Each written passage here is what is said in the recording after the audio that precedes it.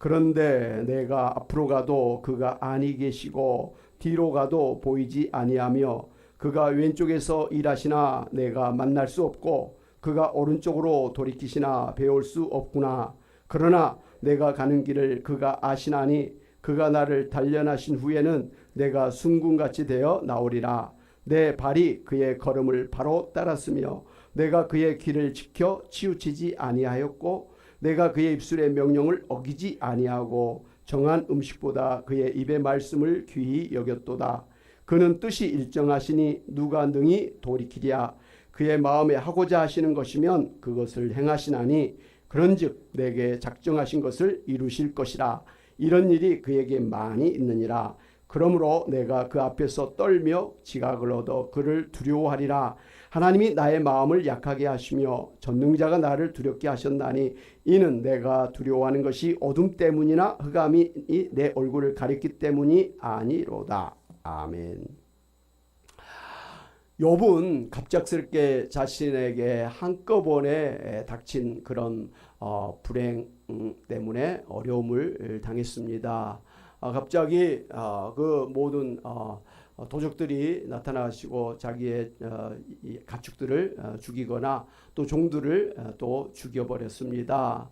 한순간에 재산이 다 없어진 것이죠. 거기다가 이 10명의 자녀들이 한꺼번에 잔치를 하고 있었는데 이 동풍이 불어서 이 집이 무너진 것 때문에 한꺼번에 아들 7, 딸 3을 잃어버렸습니다. 거기다가 이 욥은 머리에서부터 발끝까지 악창이 생겨서 이 피고름이 생기는데 거기에 심지어 구더기가 생겨가지고 끓기 시작을 하고 주변 사람들이 다 이제 외면하고 멀리하고 피했습니다.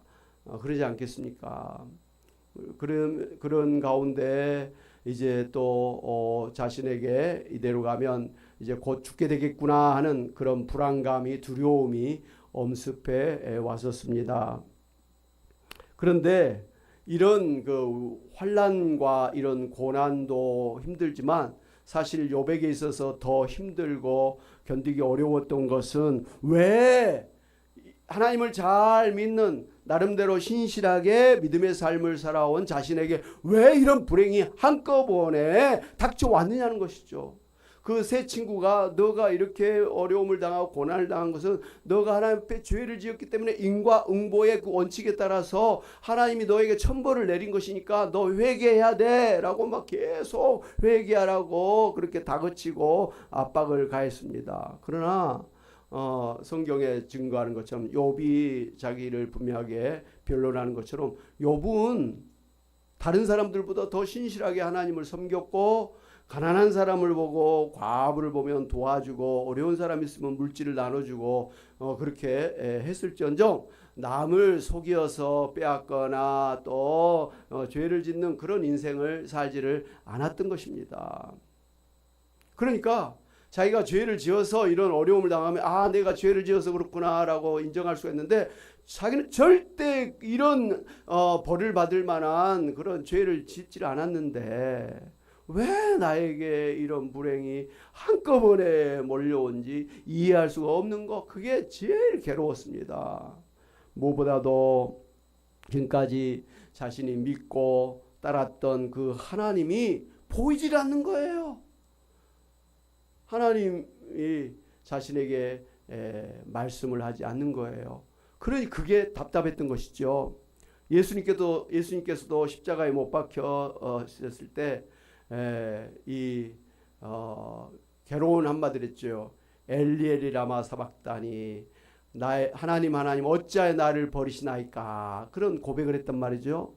지금까지 천국에서도 그렇고 이 세상에 인간으로 태어나셔도 지금까지 항상 하나님 아버지와 함께 하셨어요.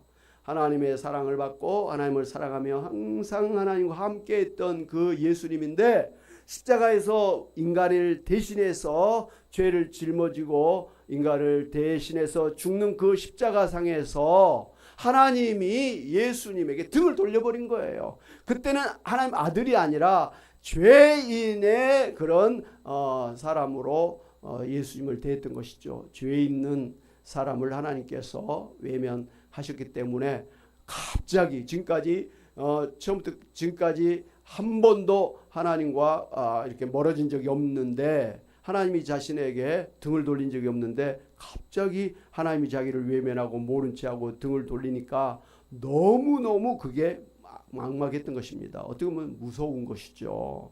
예. 사람이 그 어린 아이들이 제일 무서운 게 엄마 치마 끝을 잡고 쫄랑쫄랑 따라가다가, 시장에서 따라가다가 갑자기 엄마가 없어진 거, 그게 애들에게 제일 무서운 것이잖아요. 유치원에서 제일 무서운 벌이 뭐라 그럽니까? 막 말도 안 듣고 문제 일으키면 저 어두운 저 구석진 골방에다 집어넣어 버리는 거예요. 그러면 문이 닫혀지고 아이도 없고 선생님도 안 보이지, 깜깜한 속에 그 애는 정말 힘든 그런 경험을 한다고 합니다. 단절된 거, 관계가 끊어진 거, 이게 참 이게 어려운 일이라는 것이죠. 어찌됐든 욥은 이 하나님 앞에서 살아왔음에도 불구하고 하나님이 자신을 아는 채도 아니하고 이렇다 저렇다 말씀도 안 하시고 그냥 고스란히 혼자서 그 모든 고난을 당하고 있는 것 자체가 너무너무 괴로웠던 것이죠.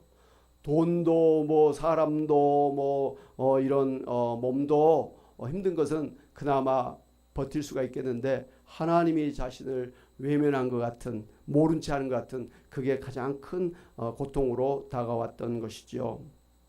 그래서 오늘 욥기 2장 8절 9절을 보면 욥이 이렇게 말하죠. 내가 앞으로 가도 그가 아니 계시고 뒤로 가도 보이지 아니하며 그가 왼쪽에서 일하시나 내가 만날 수 없고 그가 오른쪽으로 돌이키시나 배울 수 없구나 하면서 그 하나님이 보이지 않는 것, 자기가 지금 하나님을 만날 수 없다라는 것에 대해서 그렇게 한탄하고 그런 것을 하고 있는 것을 볼 수가 있습니다. 그렇죠.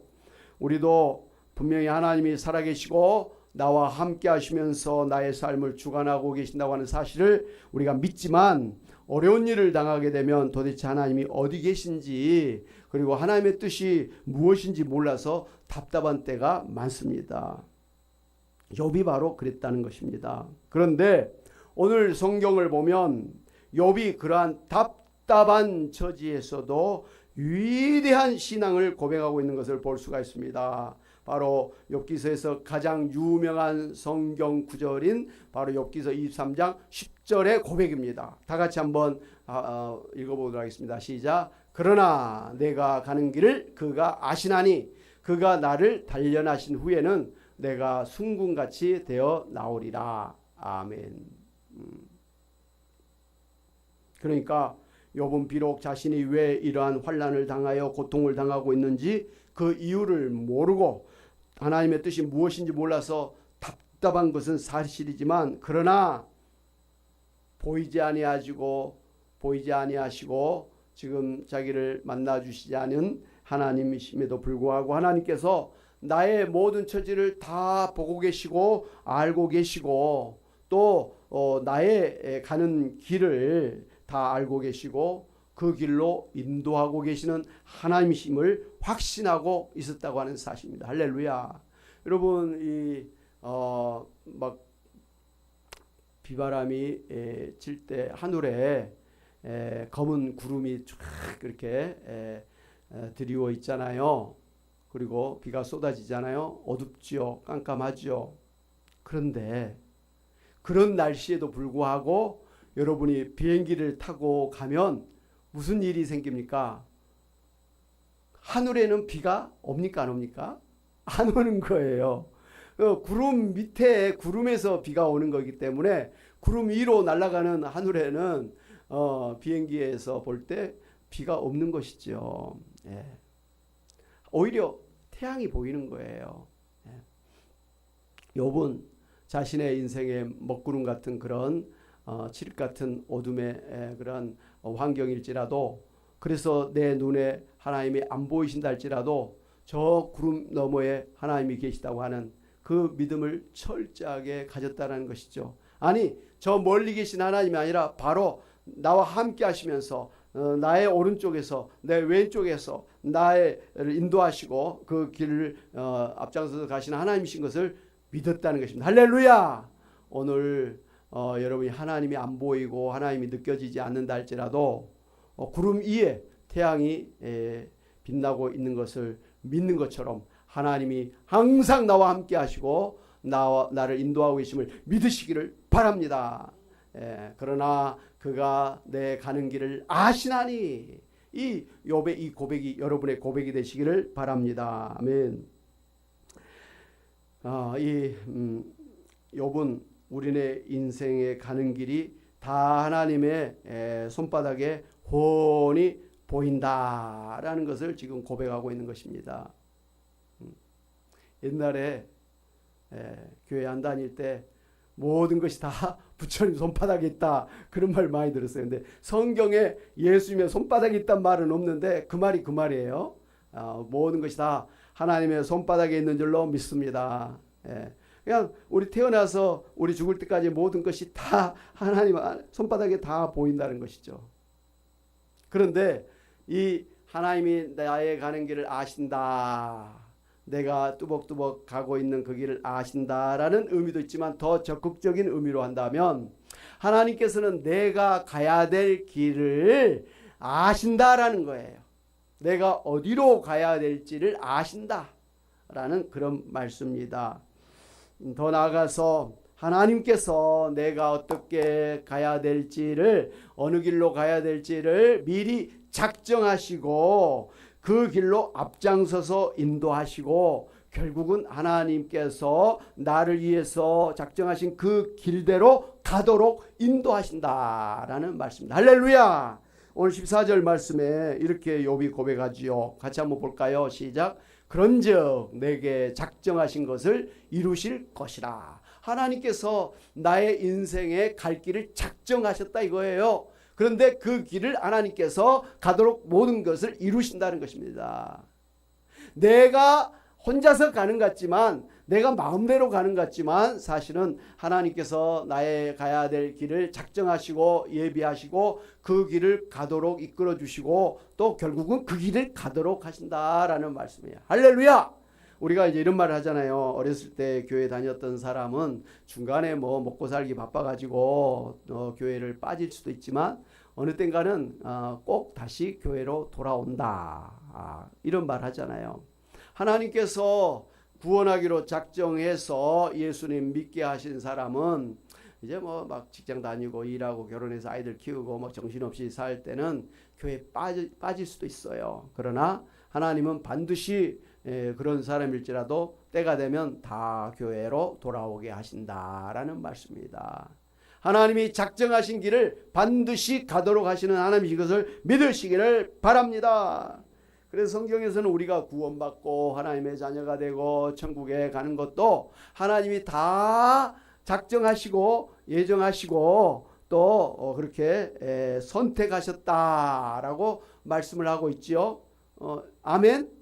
그 말씀이 어디에 있는지 아십니까? 잘 모르겠죠. 에베소서 1장 4절 5절 한번 같이 한번 힘차게 읽어보겠습니다. 시작. 창세전에 그리스도 안에서 우리를 택하사 우리로 사랑 안에서 그 앞에 거룩하고 흠이 없게 하시려고 그 기쁘신 뜻대로 우리를 예정하사 예수 그리스도로 말미암아 자기의 아들 딸들이 되게 하셨으니. 할렐루야. 우리를 언제부터 구원하기로 작정하시고 예정하시고 선택하셨다고요?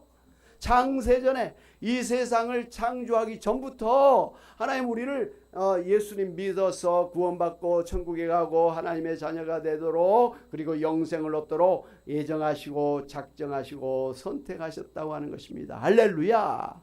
오늘 교회에 나와 있는 여러분들은 이런 어마무시한 그런 선택을 받은 축복을 받은 분들이신 줄 믿으시기를 바랍니다. 아멘. 어제 이제 저희 집안에 뭐 저 조카가 결혼식 한다고 수원에 있는 권성동 성당에 가서 다녀왔는데요. 천주교는 왜 변한 게 없어요? 깜짝 놀랐어요. 그 1시간 동안에 그 혼인 예식을 하는데 주일날 미사 드린 거하고 똑같이 하는 거예요. 그래서 우리 개신교는 교회식으로 결혼식을 해도 15분 20분이면 다 끝내버려요. 빨리 해요. 설교도 한 5분 7분 해서 끝나거든요. 아시죠? 왜 그렇게 하신지 아십니까? 결혼회식에 기독교인만 참여한 게 아니에요. 불신 친척들이, 친구들이 결혼식이기 때문에 축하하기 위해서 왔잖아요. 어제도 그 성당에서 미사하고 또 이 성찬식을 하고 그렇게 해서 시작부터 끝까지 일어났다 앉았다. 그래서 우리 권사님들은 성당 못 다니겠다. 계속 서는 거예요. 서 있다가 잠깐 앉으세요. 좀 있어 일어나세요. 그래 한참 일어나는 거예요. 이건 너무 이건 좀 천주교일지라도 변화돼야 되겠다 그런 생각을 했었습니다. 현대인에 좀 맞춰서 그런 애식도 변화해야 되지 않을까. 잘못됐다 이런 생각이 됐었어요. 그런데 그 성찬식을 이렇게 하는데 그 앞에 나와서 이렇게 성찬식을 받거든요. 우리 돌아가. 할머니들은 어떻게 앞에까지 가가지고 저 뒤에까지 돌아가기 힘들잖아요. 그런데 더 이상했던 것은 거기 한 200명이 모였다 그래 봐요. 그 중에 10분의 1 정도가 성찬식에 참여하는 거예요. 그러니까 천주교 다니는 10분의 1을 위해서 나머지 10분의 9가 일어났다 앉았다 일어났다 앉았다를 1시간 동안 하고 있는 거예요. 야, 이건 축하객들, 하객들을 배려하지 않은 것이다. 이건 잘못됐다. 저 그 생각 많이 했었어요. 천주교 바뀌어져야 된다. 이런 생각을 했었습니다. 그건 남의 이야기고요. 어쨌든 우리는 결혼 예식을 해도 15분, 20분이면 끝나고요. 저는 주례 설교 5분이면 끝납니다. 할렐루야. 짧을수록 은혜로운 거예요. 아멘. 어쨌든 하나님께서 우리로 하여금 이 신앙생활을 하는데 우리가 이렇게 예수 믿고 교회에 나오는데 오늘 여러분은 주일이 돼서 교회에 나와서 예배드리는 것이 너무너무 자연스럽고 당연하고 그렇게 생각하시죠. 제가 어제도 그 결혼식에 참석하면서 마음이 아팠어요. 소위 우리 일가 친척들 조카들까지 다 모인 자리인데 교회 다닌 사람이 별로 없더라는 거예요. 거기다가 어떤 사람은 천주교 다니는 친척 있고 심지어 우리 친척 일가 중에 이단에 다닌 사람도 있어요. 그래서 이게 뭐지? 제가 가서 예수 믿으라고 그렇게 해요. 안 들어. 무색해요. 그래서 더 이상 안 해. 싫어하시니까. 그래서 그래 당신들 천주교 다니는 사람 천주교 다니고 절에 갈 사람은 절에 다니고 여호와 증인 다닐 사람은 여호와 증인 다니고 또 구원파 다닐 사람은 구원파 다니고 그렇게 해라. 그러다가 또 지옥 가라. 이런 참 아픈 마음이 있었어요. 왜? 다 그들 위해서 날마다 기도해요. 하나님 저들 꿈에라도 예수님 십자가 보여가지고 교회 나가기 전에 옆에 예수님 잘 믿는 사람 만나갖고 전도받아서 좀 제발 돌아가기 전에 교회 가게 해주세요. 기도하는데 아직은 안 되는 것 같아요.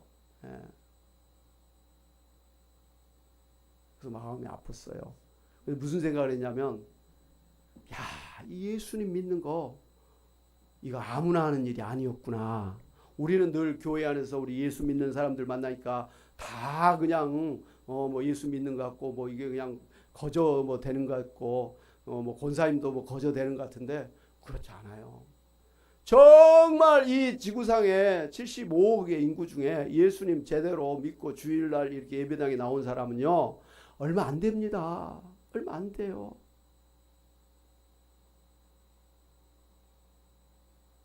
거기다가 새벽기도, 수요예배, 금요기도에 또 구역예배 이렇게 나오는 그런 정도의 신앙을 가진 사람은 정말 대한민국밖에 없어요.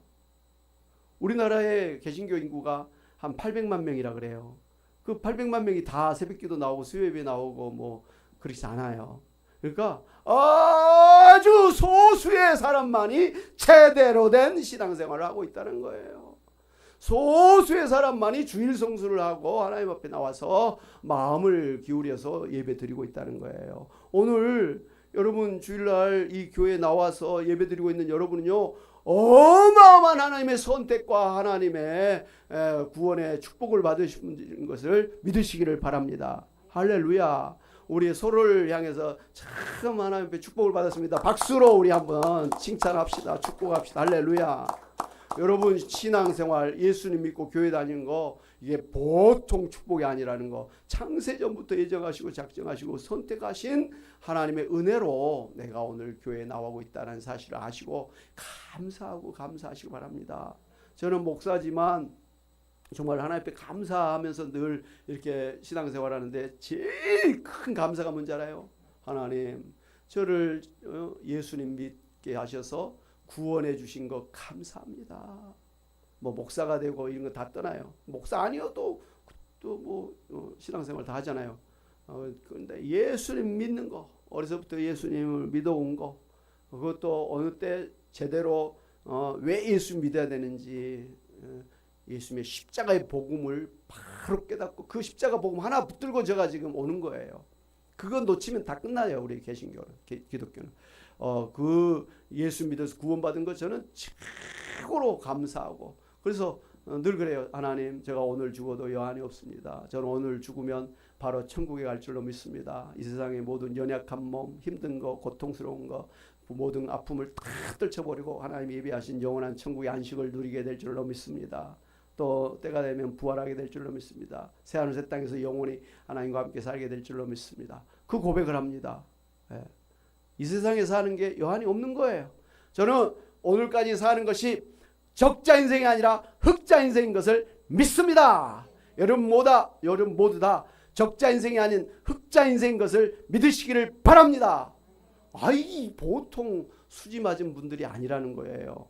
스스로 그렇게 생각하시기 바랍니다. 참 잘했다.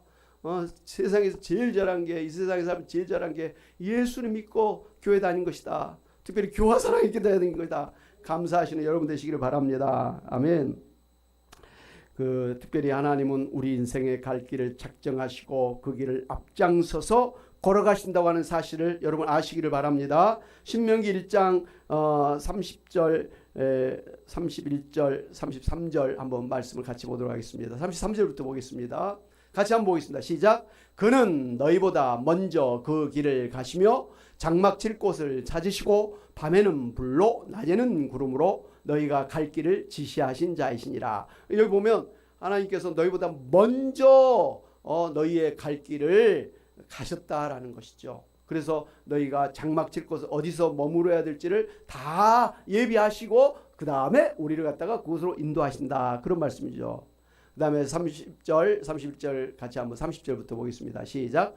너희보다 먼저 가시는 너희 하나님 여호와께서 애굽에서 너희를 위하여 너희 목전에서 모든 일을 행하신 것 같이 이제도 너희를 위하여 싸우실 것이며 광야에서 너희가 당하였거니와 사람이 자기의 아들을 안는 것 같이 너희 하나님 여호와께서 너희가 걸어온 길에서 여기까지입니까? 너희를 안으사 이곳까지 이르게 하셨느니라. 빨리 안 띄워주니까. 여기도 보면 반복해서 하나님이 너희의 갈 길을 미리 아셨다. 그리고 미리 예비하셨다. 그리고 하나님께서 우리를 그 길로 인도하시는데 우리가 너무 힘들어. 우리 권사님 집사님들 이제 다리 아프고 그래서 오늘도 우리 나선희 집사님은 아파서 교회를 못 나오셨습니다만은 못 나오면 아프면 교회도 못 나오잖아요. 그럴 때는 하나님께서 버리시지 않고 하나님이 안 와서라도 하나님께서 갈 길을 인도하신다. 데리고 가신다. 천국까지 인도하신다. 이런 말씀입니다. 할렐루야. 우리 권사님 집사님들 이제 노년에 들어가시면서 안 되면 하나님께서 안 와서라도 천국까지 데려가실 줄로 믿고 하나님 꼭 붙으시기를 바랍니다.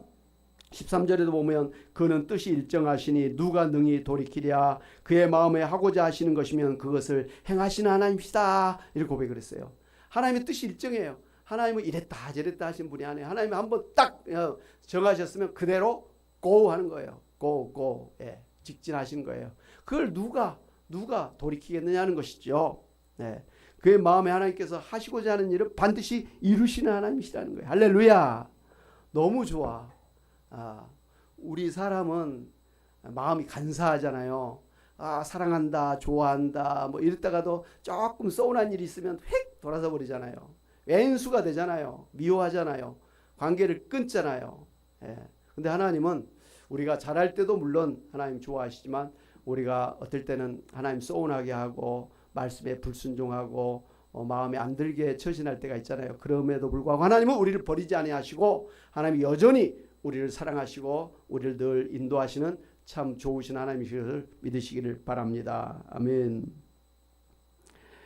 이렇게 하나님께서 자신의 인생의 길을 작정하시고 앞장서서 그 길을 인도하시고 반드시 그 뜻대로 이루신다는 사실을 알고 믿었던 욥은 하나님의 그 앞장서서 걸어가신 그 걸음을 따라 걸었고 그분의 길을 지켜서 치우치지 아니했고 그 입술의 명령을 어기지 않고 정한 음식보다 그 입의 말씀을 귀히 여긴다. 그렇게 고백을 했습니다. 사랑하는 여러분, 이렇게 하나님이 나의 길을 작정하시고 앞장서서 인도하시는 하나님이심을 믿고 그 길을 따라 순종하며 따랐던 욥과 하나님의 관계는 마치 양과 목자의 관계와 같습니다. 양은 목자가 정한 길로 그대로 따라다닙니다. 지 마음대로 다니면 안 되는 거예요. 다닐 수도 없는 거죠. 양은 자신의 길을 앞장서서 이끌어가는 목자의 음성을 듣고 그 말대로 순종하며 따라갑니다. 그러면 목자는 그를 따르는 양을 푸른 풀밭으로 그리고 쉴만한 물가로 인도하고 또 안전한 우리에 들여보내서 그렇게 안전하게 지켜주는 것입니다. 할렐루야. 이게 양과 목자의 관계죠. 성경에서는 하나님과 우리와의 그런 관계를 양과 목자의 관계라, 예수님과 우리의 관계를 양과 목자의 관계라 이렇게 말씀을 해주셨습니다. 시편 23편에 한번 같이 보겠습니다. 시작. 여호와는 나의 목자시니 내게 부족함이 없으리로다. 그가 나를 푸른 풀밭에 누이시며 쉴 만한 물가로 인도하시는도다 했지요. 또 요한복음 10장 14절 15절 시작. 나는 선한 목자라. 나는 내 양을 알고 양도 나를 아는 것이 아버지께서 나를 아시고 내가 아버지를 아는 것 같으니 나는 양을 위하여 목숨을 버리노라 그랬죠. 또 10장 3절 4절 시작. 잠깐 10절이네. 시작. 내가 온 것은 양으로 생명을 얻게 하고 더 풍성히 얻게 하려는 것이라. 10장 3절 4절 한번 같이 볼까요? 시작. 10장 3절 4절 혹시 안 됐구나. 제가 문지기는 그를 위하여 문을 열고 양은 그의 음성을 듣나니 그가 자기 양의 이름을 각각 불러 인도하여 내느니라. 각기 양을 다 내온 후에 앞서가면 양들이 그의 음성을 아는 거로 따라온다 그랬습니다. 예수님께서 오늘 우리와 예수님과의 관계를 이런 선한 목자와 양과의 관계라 그랬습니다. 우리를 소중하게 생각하고 대단한 그런 존재로 창조하시고 대우를 하시는데 우리를 사자같이 호랑이처럼 그런 동물로 우리를 대하지 아니하시고 정말 목자 없이는 먹지도 못하고 쉬지도 못하는 일이나 그런 늑대로부터 안전하게 살 수도 없는 그런 연약한 양이라고 이렇게 우리를 생각하신 거예요. 그렇기 때문에 애시당초 하나님은 우리를 따로 떨어져서 살 수 있는 존재라고 생각하지는 않으시기 때문에 항상 어린아이를 항상 품에 품고 다니는 엄마처럼 하나님은 우리 인생을 처음부터 끝까지 항상 가까이 하면서 항상 눈앞에 두고 항상 손을 잡고 인도하고 계시는 선한 목자인 것을 믿으시기를 바랍니다. 우리가 그런 존재이니까 우리를 한시도 눈을 떼고 놔둘 수가 없다라는 것이죠.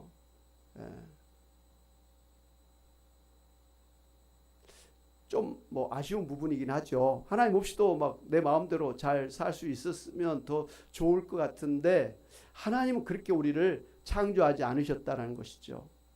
왜 그러셨을까요? 호랑이처럼 사자처럼 막 지 마음대로 막 해서 어떤 동물이라도 잡아먹고 그렇게 했으면 더 좋을 것 같은데 왜 우리를 그렇게 연약한 양과 같은 존재로 창조하셨을까요? 한 가지, 하나님과 항상 함께하고 싶으신 거예요. 엄마들이 그러더라고요. 자식들이 어렸을 때 품에 안겨서 젖을 물고 이쁜 짓 하고 그것으로 효도 다 했다 라고 이야기를 하더라고요. 품 안에 있을 때 행복한 거지, 자식들이 시집가고 장가 가버리며 서운한 거예요. 그제도 친구 목사님 교회 외동딸 시집 보냈는데 그 사모님이 우는 거예요. 우는 거예요. 믿는 집안의 청년에게 시집을 보내는데도 우는 거예요. 그렇다고 그 신랑이 잘못된 건 아니거든요. 우는 거예요. 왜 울죠? 이 딸이 평생 나는 엄마랑 함께 살 거야 이렇게 늘 이야기했는데 갑자기 어느 남자를 만나더니 그냥 이 남자하고 행복하게 살겠다고 그렇게 하는 거예요. 맞는 말인데 서운하다는 거예요. 항상 함께 있을 것 같은 딸인데 자기보다 더 사랑하는 남자를 만나가지고 떠나는 게 서운했던 거예요. 저는 엄마가 아니어서, 딸을 가진 엄마가 아니어서 잘 모르겠어요. 근데 그런 엄마의 마음이어서 그 좋은 날 눈물을 흘렸었어요. 그래서 그게 이상하기도 했고, 그런 모양이다 그런 짐작을 합니다. 하나님이 우리를 양과 같이 창조하신 것은 우리를 항상 품에 안고 항상 하나님과 떨어지지 아니하고 함께 살자고 하는 뜻이에요. 여러분, 사랑하는 것이 뭡니까? 항상 함께하는 것이 사랑이에요. 좋은 일일 때나 나쁜 일일 때나 젊을 때나 나이 들을 때나 뭐 돈이 많을 때나 뭐 없을 때나 건강할 때나 몸이 약해 병들었을 때나 항상 함께하는 거, 이게 사랑이에요. 결혼식 하면서 검은 머리 팥뿌리가 될 때까지 뭐 그런 말 하잖아요. 건강하나 병들으나 뭐 항상 그 말 하잖아요. 이게 사랑의 핵심이에요. 항상 함께하는 거 말이죠. 좋은 일도 함께, 어려운 일도 같이 하는 거, 이게 사랑이에요. 할렐루야. 하나님이 좋을 때나 안 좋을 때나 항상 함께 하고 싶어가지고 제일 연약한 양 같은 존재로 해가지고 하나님 늘 눈앞에서 늘 손잡고 늘 품 안에 그렇게 품고 다니기를 원하셔서 우리를 양과 같은 존재로 창조하셨다 이 말씀입니다. 할렐루야. 그러므로 우리는 양과 같은 존재로 창조되었기 때문에 하나님의 품을 떠날 생각을 하지 마시기를 바랍니다. 나의 인생의 최고의 행복은 하나님 품 안에서 하나님 손을 잡고 하나님과 함께하면서 사는 것임을 믿으시기를 바랍니다. 아멘. 자기 잘났다고 하나님 떠나가지고 내 힘으로도 잘 살 수 있다고 하는 거, 그건 가장 어리석은 거예요. 아멘. 그래서 우리 생명일기의 핵심이 뭡니까? 나는 죽고 오직 예수로 산다. 나의 자존심이고 뭐고 다 내려놓고 나는 예수님 없으면 안 돼요. 나는 예수님이야만 돼요. 그런 고백을 하면서 가장 약한 것 같은데 가장 잘 사는 것이 나는 죽고 예수님으로 사는 것입니다. 할렐루야.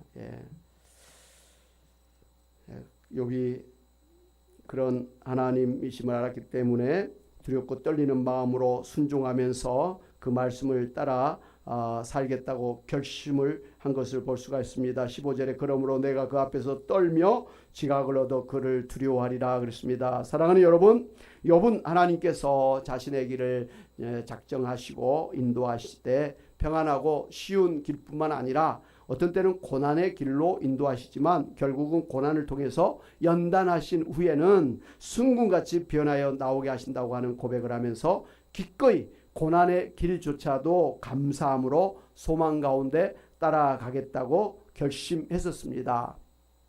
그런 욥의 그런 고백처럼 비록 지금 당장 이해할 수 없는 그런 어려움을 당했지만 그렇게 좋은 때나 안 좋은 때나 하나님을 떠나지 않고 늘 하나님과 함께 하나님의 말씀을 따라 살겠습니다 고백하면서 나아갔던 욥을 하나님이 어떻게 대우하셨습니까? 완전하게 회복시켜 주셨잖아요. 머리에서 발까지 악창이 났던 몸을 깨끗하게 치료해 주셨습니다. 잃어버렸던 10명의 자식을 다시 또 주셨습니다. 더 이쁘고 더 훌륭한 자식들로 주셨습니다. 그리고 욥을 떠났던 모든 사람들이 미안하다고 말이죠. 금 한 덩어리씩 갖고 와가지고 화해를 하면서 욥을 이렇게 가까이 했었습니다. 그 욥을 막 괴롭혔던 세 친구도 용서를 구하고 용서를 받고 다시 욥과 좋은 또 친구의 관계를 가지면서 회복된 걸 볼 수가 있어요. 갑절로 하나님께서 축복을 해주셨다는 거예요. 성경에 많은 그 신앙의 사람들이 소개되지만 우리가 이 새벽 기도회 때 욥기서를 보는데 저도 욥이 훌륭한 신앙인 건 알았는데 이 보면 볼수록 정말 훌륭한 신앙인이다. 그리고 이런 신앙인을 하나님께서는 자랑스럽게 생각하고 갑절로 축복하시는 하나님이시다. 자기만 축복을 하는 게 아니라 자녀손들까지도 축복을 받고 그 모든 길에 하나님께서 갑절로 축복하시는 하나님이시다. 또 이런 신앙을 살아야겠다. 이런 결심을 하게 하는데 바로 욥이 최고의 우리 신앙의 모델이 되고 있는 것을 볼 수가 있습니다. 여러분 모두 욥과 같은 신앙의 삶을 사시기를 주님의 이름으로 축원합니다. 아멘. 사랑하는 여러분, 오늘 여러분도 다 이해할 수 없는 고난 가운데 계실지라도 선한 목자 되신 하나님께서 여러분의 길을 다 작정하시고 예정하시고 앞장서서 그 길을 인도하여 주심을 믿고 감사함으로 기쁨으로 소망으로 하나님을 따라 사시기를 바랍니다. 그래서 여러분이 오늘 비록 이해할 수 없는 고난 가운데 나아갈지라도 이 고난을 지난 다음에는 순금 같은 그런 신앙으로 성화되어지고 또 하나님의 예비하신 축복을 받아 누리시는 여러분이 다 되시기를 주님의 이름으로 축원합니다. 아멘. 우리 말씀을 생각하면서 찬송가 같이 한장하시겠습니다. 찬송가 461장 십자가를 질 수 있나.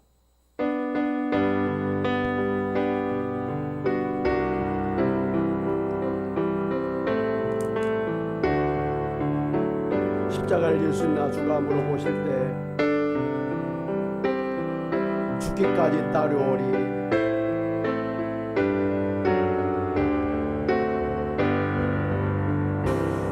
십자가를 질 수 있나 주가 물어보실 때 죽기까지 따르오리. 성도 대답하였다.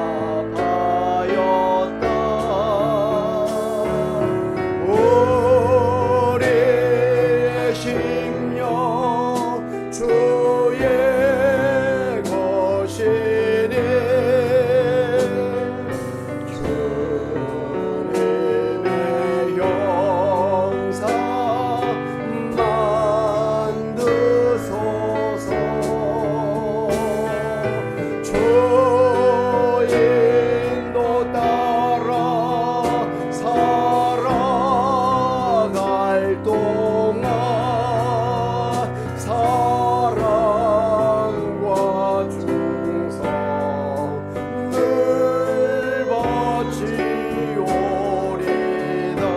빠르게 너는 기억하고 있나 구원받은 강도를 그가